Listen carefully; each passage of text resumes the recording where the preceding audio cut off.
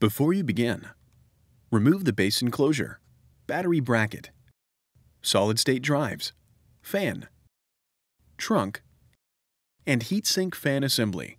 Removal. Using minimal force, lift the locking bar up on the power button board ZIF connector and disconnect the power button board ribbon cable from the power button board. Remove the two 3mm P1 Phillips head screws that secure the power button board to the top cover. Lift the power button board off of the alignment pins on the top cover and remove. Replacement. Place the power button board onto the alignment pins on the top cover.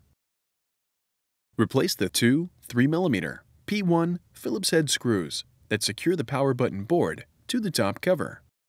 Insert the power button board ribbon cable into the power button board ZIF connector on the power button board and press the locking bar down to lock the cable into place.